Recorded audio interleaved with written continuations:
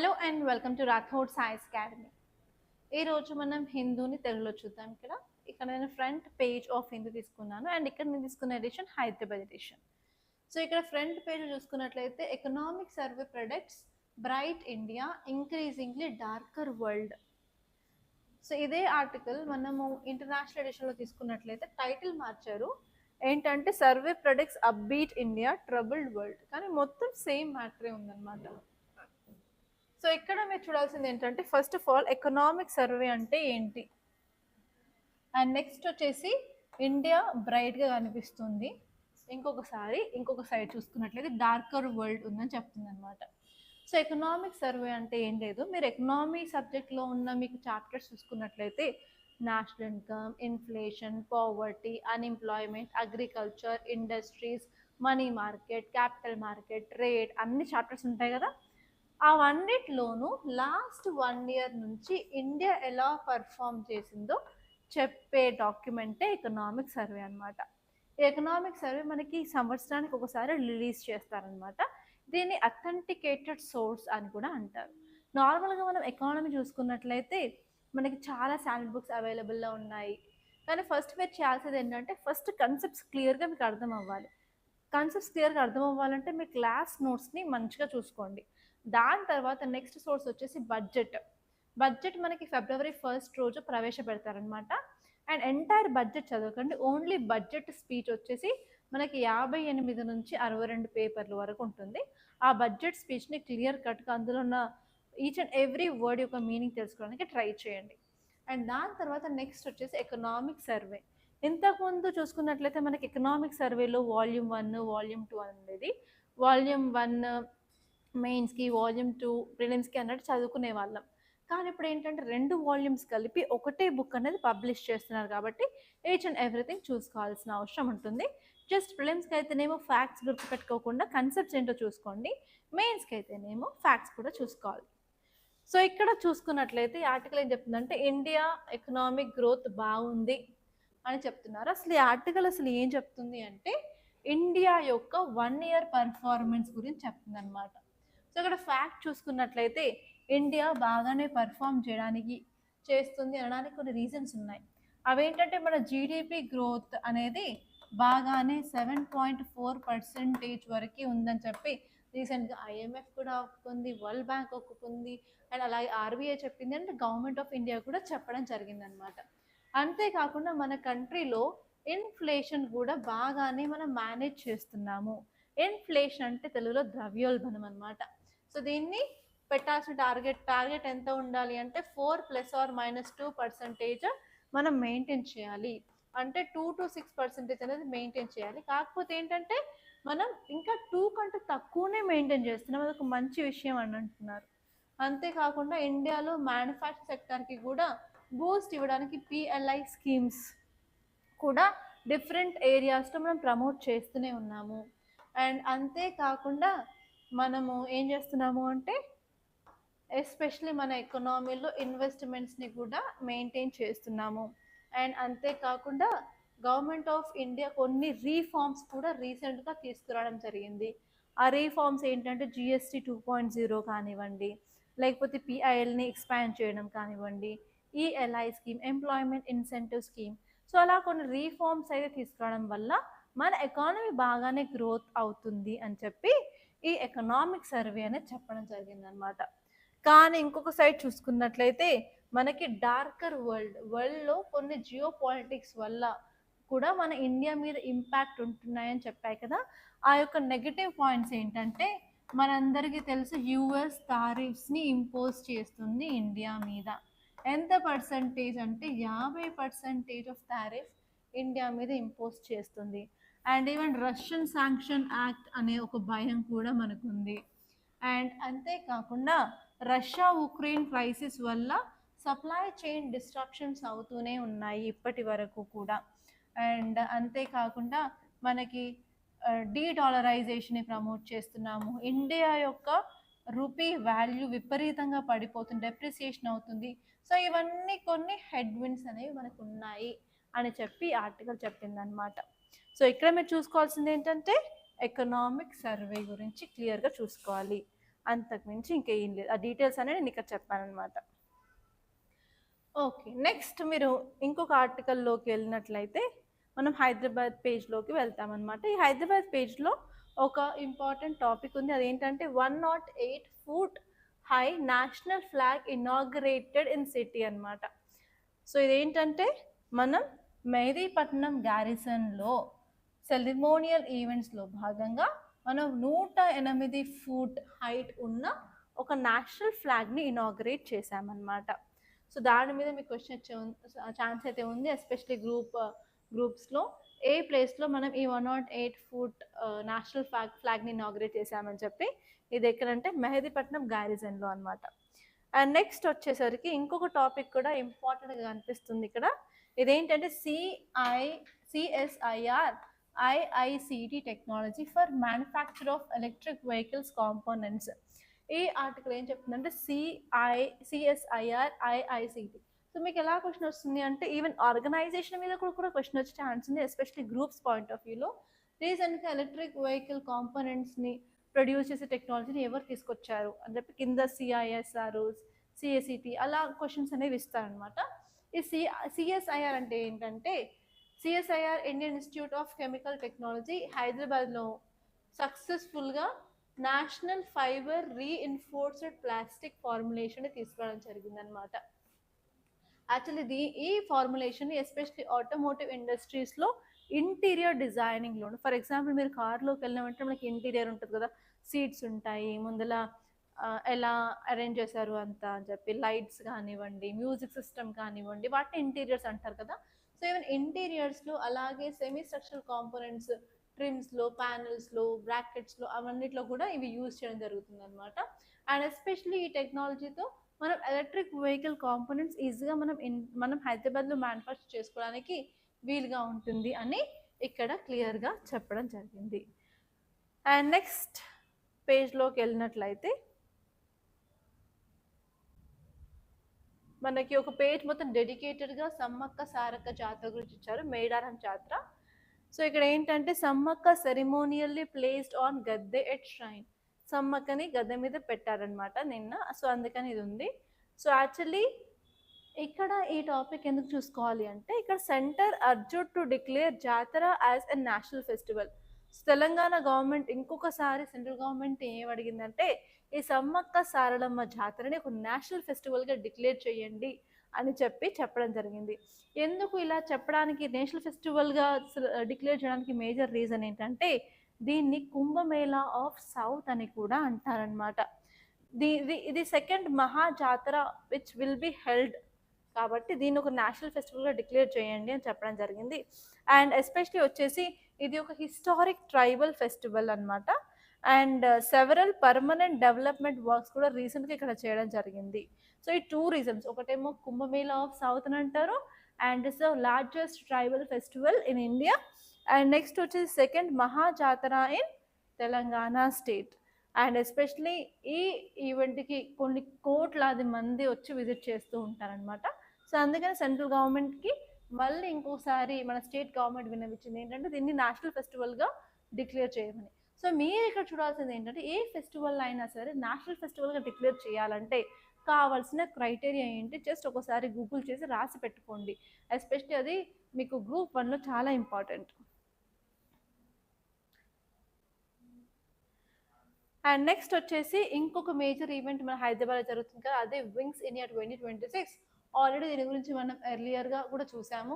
So ఇది ఎక్కడ జరుగుతుందంటే బేగంపేట్ ఎయిర్పోర్ట్లో వింగ్స్ ఇండియా అనేది జరుగుతుంది. అక్కడ ఏంటంటే మనకి డిఫరెంట్ ఏరోప్లేన్స్ యొక్క డిస్ప్లే పెట్టారు. అండ్ నెక్స్ట్ వచ్చేసి అక్కడ మనకి ఇండియన్ ఎయిర్ ఫోర్స్కి ఉన్న స్ట్రెంగ్త్ ఏంటి, అక్కడ ఏరో షో కూడా జరగనుందనమాట. సో దాని గురించి ఇచ్చారు. అండ్ నెక్స్ట్ వచ్చేసి ఒక సైడ్ ఏమో మనకి వింగ్స్ ఇండియా 2026 జరుగుతుంది హైదరాబాద్లో. మొన్న జరిగిన ఈవెంట్ ఏంటంటే ఏరోప్లేన్ క్రాష్ జరిగింది కదా, especially deputy CM of Maharashtra కూడా చనిపోవడం జరిగింది. కాబట్టి ఇక్కడ దాని గురించి కొన్ని కన్సర్న్స్ అయితే ఇప్పుడు నడుస్తున్నాయి, ఎందుకంటే అది కూడా major thing which happened in India కాబట్టి. సో ఇక్కడ మీరు ఈ ఆర్టికల్ చూసుకున్నట్లయితే India set to be third largest aviation market in decade. So ఇక్కడ ఏం చెప్తుందంటే ఇండియా మన వరల్డ్లోనే థర్డ్ లార్జెస్ట్ ఏవియేషన్ సెక్టార్ ఉన్న కంట్రీ అని చెప్పడం జరిగింది. అండ్ ఎస్పెషలీ ప్యాసింజర్ యొక్క డిమాండ్ కూడా అలాగే ఉంది. మనం ఇన్ఫ్రాస్ట్రక్చర్ కూడా అలాగే డెవలప్ చేసుకుంటూ వెళ్ళిపోతూ ఉన్నాము. అండ్ కొత్త ఎయిర్పోర్ట్స్ని కూడా గవర్నమెంట్ రీసెంట్గా డిక్లేర్ చేయడం జరిగింది కొన్ని ఏరియాస్లో. అలాగే మనం ఏం చేస్తున్నామంటే ఎయిర్ క్రాఫ్ట్ ప్రొడక్షన్ కూడా మనం ఇండియాలోనే చేస్తున్నాము. దానివల్ల మన ఓవరాల్ ఏవియేషన్ ఈకోసిస్టమ్ అనేది చాలా బాగా పెరుగుతుంది మన కంట్రీలో అని చెప్పడం కూడా జరిగిందనమాట. సో ఇక్కడ మీరు నిన్న క్లాస్ విన్నట్లయితే నేను క్లియర్గా చెప్పాను అసలు ఏరోప్లేన్ క్రాషెస్ ఎందుకు జరుగుతున్నాయి, రీజన్స్ ఏంటి, వాటిని ఎలా తగ్గించాలి, ఎలాంటి మెజర్స్ తీసుకుంటే బాగుంటుందో కూడా మీరు సజెస్ట్ చేయాలని చెప్పాను కదా. సో నిన్న ఆ వర్క్ చేయలేకపోతే ఈరోజు చేయండి. ఓకే, సో ఇదండి. అండ్ ఇదంతా దాని గురించే ఏరోప్లేన్ షోస్ ఇలా డిఫరెంట్ కంపెనీ యొక్క ఏరోప్లేన్స్ పెట్టేసి ఇలా మీకు ఇక్కడ ఇండిగో కనిపిస్తుంది, ఎయిర్ ఇండియా కనిపిస్తుంది అండ్ ఎయిర్ బాల్టిక్ కనిపిస్తుంది. అలా డిఫరెంట్ కంపెనీస్ ఏ ఉన్నాయి అవన్నీ డిస్ప్లే చేస్తున్నారు అనమాట ఎయిర్ క్రాఫ్ట్స్ని. అండ్ నెక్స్ట్ ఈ పేజ్లో తెలంగాణ పేజ్ చూసినట్లయితే urban infras challenges impacting growth. So ఇక్కడ ఏంటంటే మనకి అర్బన్ ఏరియాస్ ఎస్పెషల్ తెలంగాణ రీజియన్లో మనకి చాలా ఛాలెంజెస్ ఉన్నాయి అర్బన్ ఏరియాస్లో అని అంటున్నారు.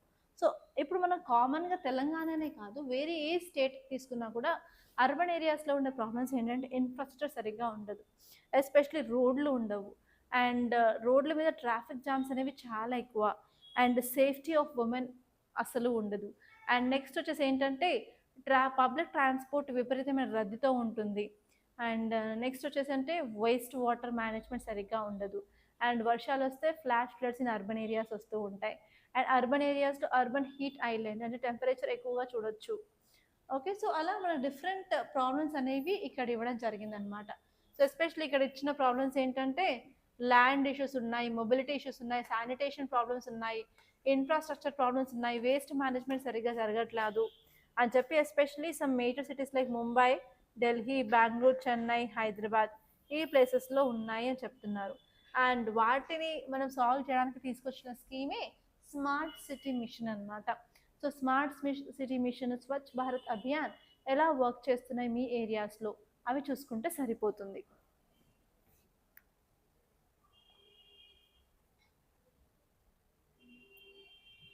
ఓకే, నెక్స్ట్ సౌత్ పేజ్లో అంత ఇంపార్టెంట్ ఆర్టికల్స్ అయితే కనిపించట్లేవు అండ్ డైరెక్ట్గా మన ఎడిటోరియల్ పేజ్లోకి వెళ్ళొచ్చు. అండ్ మోస్ట్లీ ఈరోజు ఉన్న ఆర్టికల్స్ అన్ని ఎకనామిక్ సర్వేకి సంబంధించిన ఆర్టికల్సే ఉన్నాయి.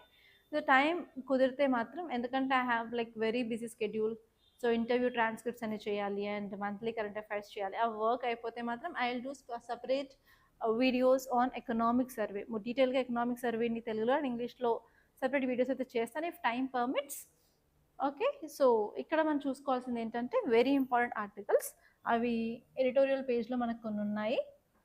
సో ఇది ఆల్రెడీ చెప్పాను కదా. నెక్స్ట్ టాపిక్ వచ్చేసి మన ఎకనామిక్ సర్వే ఏం చెప్పిందంటే tackling rising digital addiction mental health problems అని ఒక ఆర్టికల్ ఉంది. సో ఇది ఏం చేస్తుంది అంటే అసలు ఈ ఆర్టికల్ ఏం చెప్తుంది, అందరూ డిజిటల్గా అడిక్ట్ అయిపోయారు, ఎస్పెషలీ మొబైల్ ఫోన్స్ కానివ్వండి, ట్యాబ్లెట్స్ కానివ్వండి, కంప్యూటర్స్ కానివ్వండి, ఆన్లైన్ ప్లాట్ఫామ్స్ కానివ్వండి ఆర్ గేమింగ్ ప్లాట్ఫామ్స్ కానివ్వండి, వాటికి బాగా అడిక్ట్ అయిపోయి వాళ్ళకి మెంటల్గా హెల్త్ ప్రాబ్లమ్స్ అనేవి వస్తున్నాయి.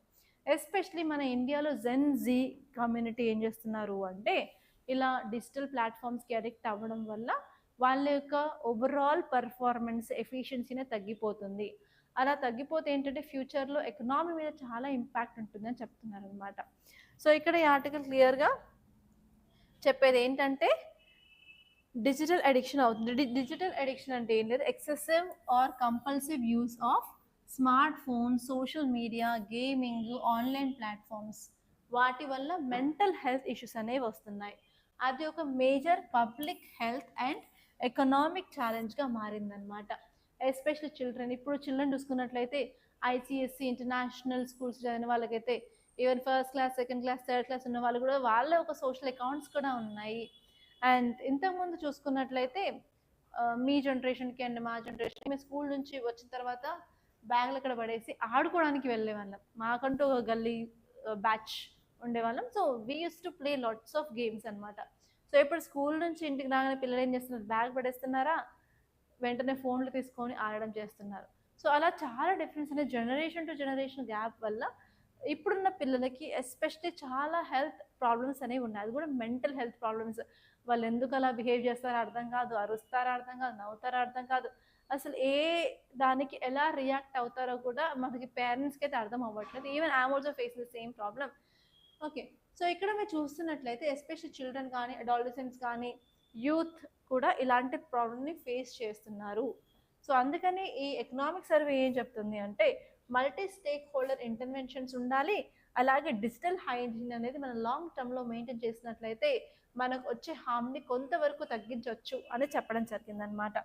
సో ఇక్కడ డీటెయిల్స్ చూసుకున్నట్లయితే డిజిటల్ అడిక్షన్ అనేది persistent excessive or compulsive use of digital gadgets that leads to psychological distress, అలాగే ఫంక్షనల్ ఇంపైర్మెంట్ అవ్వచ్చు, అలాగే రెడ్యూస్డ్ వెల్బీయింగ్, వాళ్ళ యొక్క ఓవరాల్ ప్రొడక్టివిటీ అండ్ ఎఫిషియన్సీ కూడా తగ్గవచ్చు అని చెప్తున్నారు అనమాట.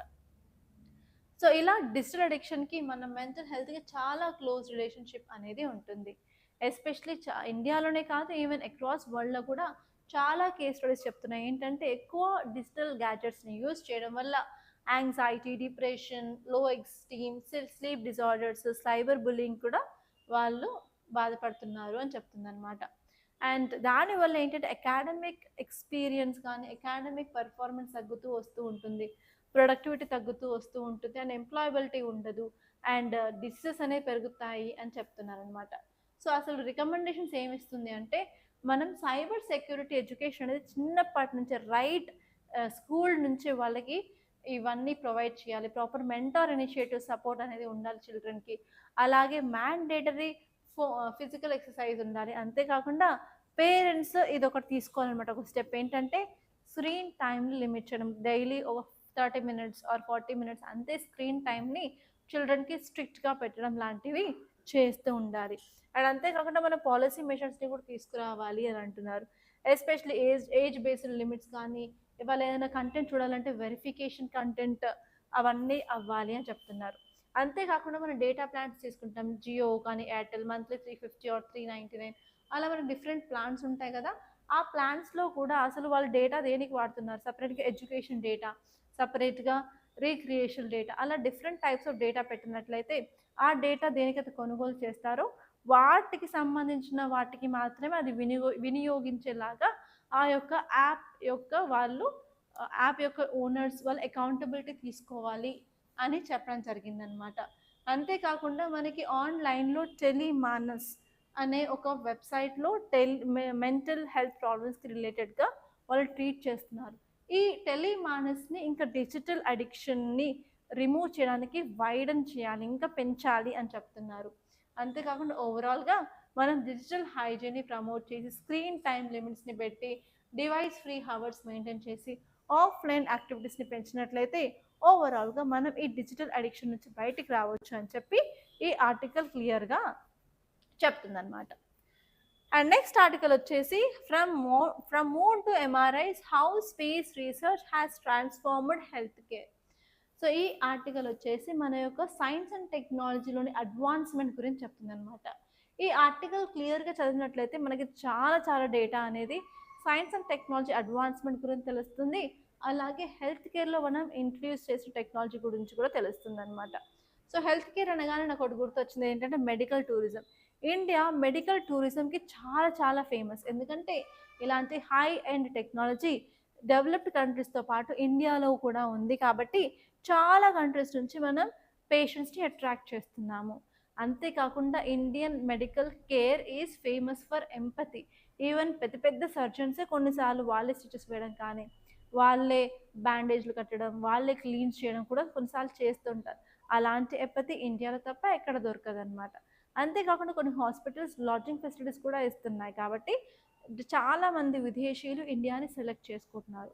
సో ఇక్కడ మనం ఈ ఆర్టికల్ చూస్తున్నట్లయితే మనం చాలా అడ్వాన్స్మెంట్ అనేది మన హెల్త్ కేర్లో చేసేసాం. ఫర్ ఎగ్జాంపుల్ మనకి అల్ట్రాసౌండ్స్ అంటే స్కానింగ్లు, సిటీ స్కాన్స్, ఎంఆర్ఐస్, మమ్మోగ్రఫీ ఇమేజెస్, అలాగే మనం డిఫరెంట్ శాటిలైట్ సిస్టమ్ని కూడా యూజ్ చేసుకొని ఇవన్నీ రన్ చేస్తున్నాము. అంతేకాకుండా మనకి ఎంఆర్ఐని కూడా ఇంప్రూవ్ చేశారు, సిటీ స్కాన్ ఇమేజింగ్ కూడా చాలా ఇంప్రూవ్ చేయడం జరిగిందనమాట. దానివల్ల ఏంటంటే మనకి డయాగ్నోసిస్లో ఇంకొక రోల్ అనేది మనం ప్లే చేయొచ్చు అని చెప్తున్నారు.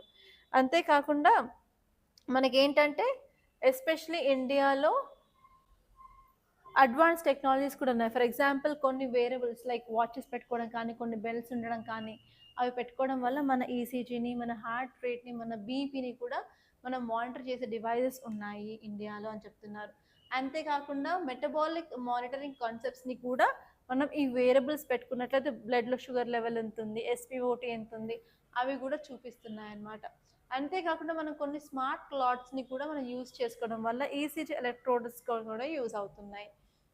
అండ్ అంతేకాకుండా ఎస్పెషలీ సర్జికల్ రూమ్స్ అంటే మనకి ఆపరేషన్ థియేటర్స్లో కంప్లీట్ శానిటేషన్ స్టెరిలైజేషన్ని మెయింటైన్ చేయాలి.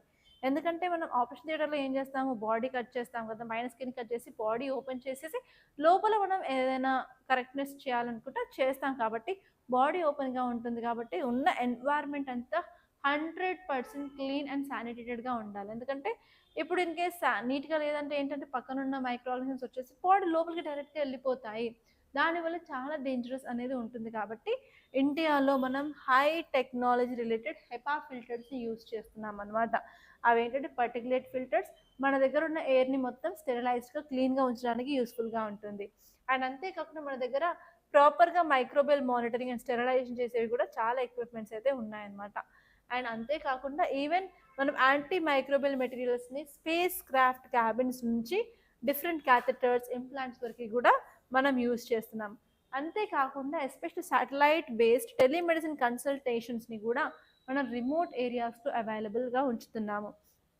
అంతేకాకుండా శాటిలైట్ కమ్యూనికేషన్తో మనం డిజాస్టర్ మేనేజ్మెంట్, టెలిరేడియాలజీ, అలాగే global disease surveillance and epidemiological mapping, అలాగే డిజాస్టర్ వల్ల హెల్త్ మీద ఉండే ఇంపాక్ట్ ఏంటి, అవన్నిటిని కూడా కవర్ చేయడానికి యూజ్ చేసే ఏంటంటే శాటిలైట్ రిలేటెడ్ టెక్నాలజీ. అండ్ అంతేకాకుండా సోలార్ పవర్డ్ వ్యాక్సిన్ రెఫ్రిజిరేటర్స్ కూడా ఉన్నాయి. రెఫ్రిజిరేటర్ అంటే ఏం లేదంటే ఫ్రిడ్జ్ అండి. సో మనం వ్యాక్సిన్స్ ఇవ్వాలి అంటే వ్యాక్సిన్స్ ఏ టెంపరేచర్ స్టోర్ చేస్తామంటే చాలా తక్కువ టెంపరేచర్లో స్టోర్ చేయాలి. సో ఇదే మన కోవిడ్-19 టైంలో వ్యాక్సిన్స్ని యూజ్ చేయడానికి గల పెద్ద పెద్ద హర్డిల్. కాబట్టి ఇప్పుడు మనం సోలార్ పవర్డ్ రిఫ్రిజిరేటర్స్ని కనుక్కున్నాం. కాబట్టి ఇప్పుడు వేరే మారుమూల రిమోట్ ఏరియాస్లో కూడా వ్యాక్సిన్ అవైలబిలిటీని మనం పెంచవచ్చు అని చెప్తున్నారనమాట. సో అలా డిఫరెంట్ ఏరియాస్లో మనం టెక్నాలజీ అనేది చాలా విధాలుగా యూజ్ చేస్తున్నాం. అంతేకాకుండా ఇప్పుడు డ్రోన్ డెలివరీ సిస్టమ్ని కూడా తీసుకొచ్చాము. ఫర్ ఎగ్జాంపుల్ రీసెంట్గా మనం చదువుకున్నాం కదా, మనుషుల్ని తీసుకెళ్లి డ్రోన్స్ని కూడా ఏపీ గవర్నమెంట్ రెడీ చేస్తుందని చెప్పి. సో కోవిడ్-19 టైంలో మనం డ్రోన్స్ యూజ్ చేసి డ్రగ్ డెలివరీని కూడా చేశామన్నమాట. సో అలా డిఫరెంట్ ఎవాల్వ్ టెక్నాలజీని మనం యూజ్ చేశామని చెప్పి చెప్తున్నాయి. దానివల్ల మనకి హెల్త్ కేర్లో చాలా చాలా అడ్వాంటేజెస్ అయితే ఉన్నాయి అని ఇక్కడ ఈ ఆర్టికల్ క్లియర్గా చెప్పడం జరిగింది. అండ్ నెక్స్ట్ టాపిక్ చూసుకున్నట్లయితే devolution not debt. Cesses and surcharges levied by centre must be in divisible pool అని చెప్తున్నారు. సో ఇక్కడ మనం చూడాల్సిన ఇంపార్టెంట్ కీవర్డ్స్ ఏంటంటే డెవల్యూషన్ ఒకటి, సెస్ అండ్ సర్చార్జ్ ఒకటి, డివిజబుల్ పూల్ ఒకటి. ఇది అర్థం కావాలంటే నేను సింపుల్గా చెప్తాను. మనకి సెంట్రల్ గవర్నమెంట్ ఉంటుంది, దాని కింద స్టేట్ గవర్నమెంట్స్ ఉంటాయి. అండ్ స్టేట్లో కూడా ఫర్ ఎగ్జాంపుల్ డిఫరెంట్ స్టేట్స్ అలా డిఫరెంట్ స్టేట్స్ ఉంటాయి. సెంట్రల్ గవర్నమెంట్ ట్యాక్స్ అనేది కలెక్ట్ చేస్తుంది కదా, కలెక్ట్ చేసిన ట్యాక్స్ని కొంత అమౌంట్ స్టేట్స్తో షేర్ చేసుకుంటుంది అనమాట.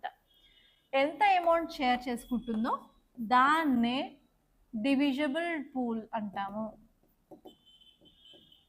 దాన్నే డివిజబుల్ పూల్. ఇదేంటిది? ట్యాక్సెస్. దీన్నే డివిజబుల్ పూల్ ఆఫ్ ట్యాక్సెస్. ఎందుకంటే సెంట్రల్ గవర్నమెంట్ కలెక్ట్ చేసే ట్యాక్స్ అది యూజ్ చేసుకుంటుంది, దాంతోపాటు కొంత అమౌంట్ ఆఫ్ మనీని స్టేట్స్కి కూడా షేర్ చేస్తుంది అనమాట. ఆ షేర్ చేసే అమౌంట్ ఏంటంటే divisible pool of taxes. Okay, ఇక్కడ సెంట్రల్ నుంచి స్టేట్కి వస్తుంది కాబట్టి ఇది వర్టికల్ లైన్ కదా, దీన్నే వర్టికల్ డెవల్యూషన్ అని అంటారనమాట. ఓకే, ఇది ఫస్ట్ ఇంపార్టెంట్ కాన్సెప్ట్. ఇది ఎంత పర్సంటేజ్ షేర్ చేయాలి అదంతా ఎవరు డిక్లేర్ చేస్తారు అంటే ఫినాన్స్ కమిషన్ అనేది డిసైడ్ చేస్తుంది ఎంత percentage of taxes central government స్టేట్స్తో షేర్ చేసుకోవాలి అని చెప్పి. దీన్ని వర్టికల్ డెవల్యూషన్ అంటారు. అండ్ ఇక్కడ మేజర్ ప్రాబ్లం వచ్చేసి ఏంటంటే మనకి సెస్ ఉంటుంది, సర్చార్జ్ ఉంటుంది. ఈ సెస్ సర్చార్జ్ అనేది ట్యాక్స్ ఆన్ ట్యాక్స్, దీన్ని అడిషనల్ ట్యాక్స్ అని కూడా అంటారు. సెస్ వచ్చేసి ఓన్లీ సర్టన్ పనికి మాత్రమే యూజ్ చేస్తాము అని డిక్లేర్ చేసే సెస్ అనమాట. For example Swachh Bharat cess, Krishi Kalyan cess, health and education cess. అంటే కలెక్ట్ చేసిన అమౌంట్ వాటికి మాత్రమే యూజ్ చేస్తారు, వాటిని డైవర్ట్ అనేది చేయరనమాట, అది సెస్. కానీ సర్చార్జ్ ఏంటి, ట్యాక్స్ ఆన్ ట్యాక్స్ కలెక్ట్ చేస్తారు, కాకపోతే అది దేనికోసం యూజ్ చేస్తారు దేంటి అని చెప్పి ఇక్కడ మాత్రం ఏ క్లారిటీ అనేది ఇవ్వరు. సో ప్రాబ్లం ఏంటంటే cess surcharge central government collect చేస్తుంది, కానీ అది డివిజబుల్ పూల్ ఆఫ్ ట్యాక్సెస్ కింద రావట్లేదు. సో ఇక్కడ ఈ ఆర్టికల్ ఏం చెప్తుందంటే వీటిని కూడా ఇంక్లూడ్ చేసినట్లయితే స్టేట్స్కి ఇన్కమ్ అనేది ఉంటుంది, స్టేట్స్కి కొంచెం ఫండ్స్ అనేవి ఉంటాయి, అవి డెవలప్మెంటల్ యాక్టివిటీస్ మీద ఫోకస్ చేస్తాయి, దానివల్ల ఓవరాల్ డెవలప్మెంట్ ఆఫ్ కంట్రీ అవుతుంది అని చెప్పి ఈ ఆర్టికల్ చెప్పడం జరిగింది. ఎందుకంటే స్టేట్స్కి మనీ కావాలి, స్టేట్స్ దగ్గర మనీ లేదు అంటే అవి ఏం చేస్తాయి, వేరే దగ్గరికి వెళ్ళి అప్పు తెచ్చుకుంటాయి, డెట్ అనేది పెరుగుతూ ఉంది స్టేట్స్ మీద అని చెప్పి ఈ ఆర్టికల్ క్లియర్గా చెప్పడం జరిగిందనమాట.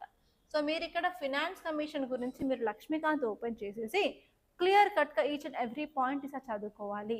ఎందుకంటే 15th ఫినాన్స్ కమిషన్ ఏమో 41% డెవల్యూషన్ ఉంది, ఇప్పుడే మనకి 16th ఫినాన్స్ కమిషన్ రాబోతుంది అనమాట. అందుకని ఈసారి ప్రిలిమ్స్లో దాని గురించి క్వశ్చన్ వచ్చే ఛాన్సెస్ చాలా చాలా ఎక్కువగా ఉంటాయి, ఒకసారి క్లియర్గా చూసుకోండి.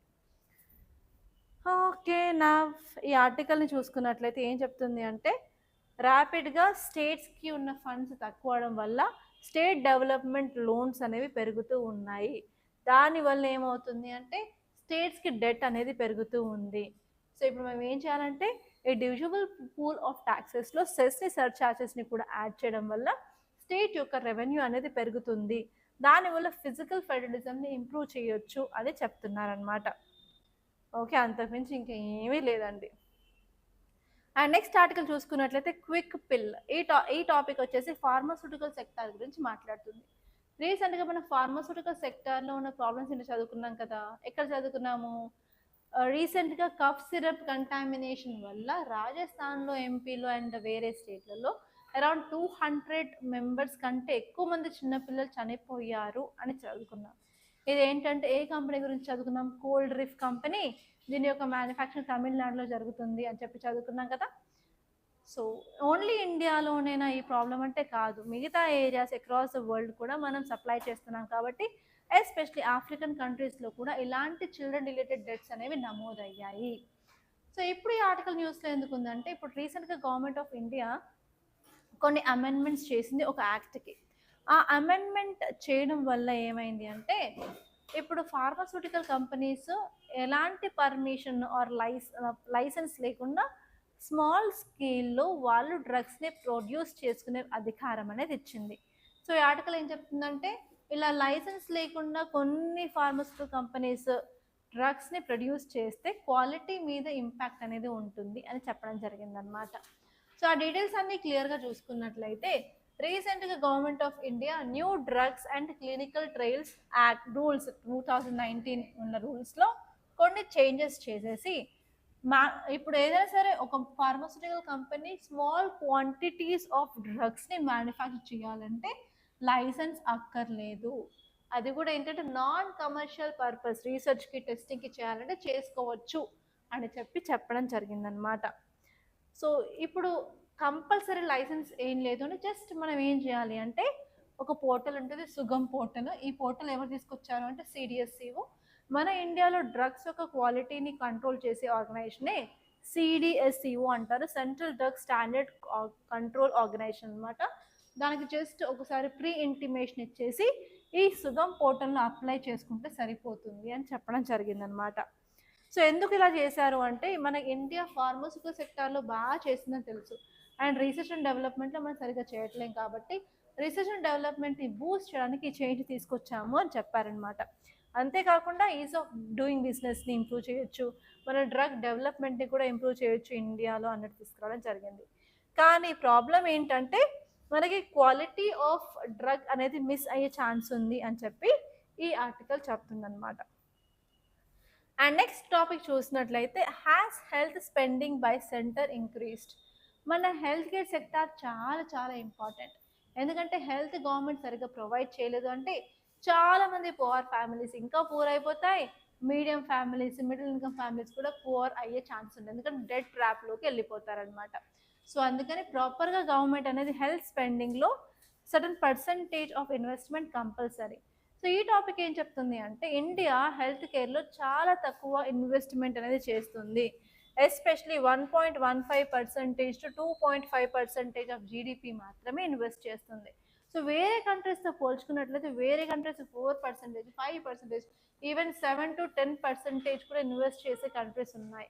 వాటితో కంపేర్ చేస్తే ఇండియా చాలా తక్కువ స్పెండ్ చేస్తుంది అనమాట. సో అందుకని ఏంటంటే చాలామంది ఏమంటున్నారు, ఇండియా హెల్త్ సెక్టార్లో సరిగా చేయట్లేదు అంటున్నారు, ఎస్పెషలీ పబ్లిక్ హెల్త్ సెక్టార్లో. అండ్ రీసెంట్గా గవర్నమెంట్ ఆఫ్ ఇండియా 2018-2019లో హెల్త్ అండ్ ఎడ్యుకేషన్ సెస్ని కూడా తీసుకొచ్చేసి వాళ్ళు కూడా ఏంటంటే చెస్ని కలెక్ట్ చేసి యూజ్ చేస్తున్నారు, అయినప్పటికీ కూడా స్పెండింగ్ చాలా తక్కువ ఉంది అని చెప్తున్నారు. సో ఇక్కడ మీరు చూడాల్సింది ఏంటంటే అసలు హెల్త్ కేర్లో మనకి స్పెండింగ్ ఎందుకు ఇంపార్టెంట్, ఎంత స్పెండ్ చేస్తే బాగుంటుంది, మిగతా కంట్రీస్ ఎంత స్పెండ్ చేస్తున్నాయి, అండ్ హెల్త్ రిలేటెడ్ స్కీమ్స్ ఏవి ఉన్నాయో చూసుకోవాలి. ఫర్ ఎగ్జాంపుల్ మనకి ఆయుష్మాన్ భారత్ ఉన్న, నేషనల్ హెల్త్ మిషన్ ఉంది, మనకి స్వస్థ సురక్ష యోజన, ఇలాంటివన్నీ ఉన్నాయి, వీటి మీద ఫోకస్ చేస్తే బాగుంటుంది అనమాట. సో ఇవన్నీ ఈరోజు ఇంపార్టెంట్ టాపిక్స్ మనకి ఈరోజు హిందూలో కనిపించేవి. అండ్ రిమైనింగ్ ఆర్టికల్స్ అన్నీ మనకి ఎకనామిక్ సర్వే గురించి ఉన్నాయి. సో నేనైతే సపరేట్ వీడియోస్ అయితే ప్లాన్ చేస్తున్నాను ఎకనామిక్ సర్వేకి. అండ్ కొన్ని క్వశ్చన్స్ ఇచ్చాను, ఇవి బేసిక్ క్వశ్చన్స్ అని, ఈరోజు టైం లేదు కాబట్టి నేను నార్మల్గా ర్యాండమ్ క్వశ్చన్స్ అయితే తీసుకున్నాను, మన కరెంట్ అఫైర్స్ సంబంధం లేకుండా. చూడండి, first question, with reference to fundamental rights in the Indian constitution consider the following statements. First one is the right to property was removed as fundamental right by 44th Constitutional Amendment Act. And next one is Article 21 guarantees the right to life and personal liberty, which includes right to privacy as interpreted by the Supreme Court. And next one is fundamental rights are available only to citizens, not to foreigners. In the correct statements ఏంటో చూడండి. And next question వచ్చేసి very easy అండి. Consider the following statements related to RBI. RBI was nationalized in 1949. Next, it acts as the banker to the government of India under Section 20 of RBI Act 1934. The Monetary Policy Committee is solely responsible for determining the repo rate. So ఇందులో correct options ఏమేమి ఉన్నాయో అవి కింద కమెంట్లో చెప్పండి. That's all guys, thank you so much. And మీరు కనుక మీ UPSC preparation start చేయాలనుకుని, మీరు GS foundation course తీసుకోవాలనుకున్నట్లయితే మన అకాడమీలో నెక్స్ట్ 4 to 5 డేస్లో కొత్త బ్యాచ్ అయితే లాంచ్ అవ్వనుంది. అండ్ ఈ బ్యాచ్ వచ్చేసి బోత్ ఆన్లైన్ అండ్ ఆఫ్లైన్లో అవైలబుల్గా ఉన్నాయి. మీకు ఎలాంటి క్వైరీస్ ఉన్నా, క్వశ్చన్స్ ఉన్నా, డౌట్స్ ఉన్నా ఈ నెంబర్కి కాల్ చేయండి, 8074765513. అండ్ మీరు ఇన్స్టిట్యూట్ని చూస్తాను, డైరెక్ట్గా నాతోనే మాట్లాడతాను అంటే I will be available in institute from morning to evening. And I came back, okay, and ఇన్స్టిట్యూట్లోనే ఉన్నాను. సో మీరు డైరెక్ట్గా ఇన్స్టిట్యూట్కి రండి. ఇన్స్టిట్యూట్ అశోక్ నగర్ హైదరాబాద్లో ఉంది, ఎగ్జాక్ట్లీ వికాస్ బుక్ సెంటర్. అక్కడ వికాస్ బుక్ సెంటర్ అని అడిగితే ఎవరైనా చెప్తారు. దానిపైన సెకండ్ అండ్ థర్డ్ ఫ్లోర్లో ఉంటుంది. ఒకసారి అయితే విజిట్ చేసి మీరు డెసిషన్ అయితే తీసుకోవచ్చు. And I wish you all the best. Thank you so much guys. And మీకు ఈ వీడియో నచ్చినట్లయితే లైక్ చేయండి, అలాగే షేర్ చేయండి, అండ్ మన ఛానల్ సబ్స్క్రైబ్ చేసుకోండి. Thank you guys.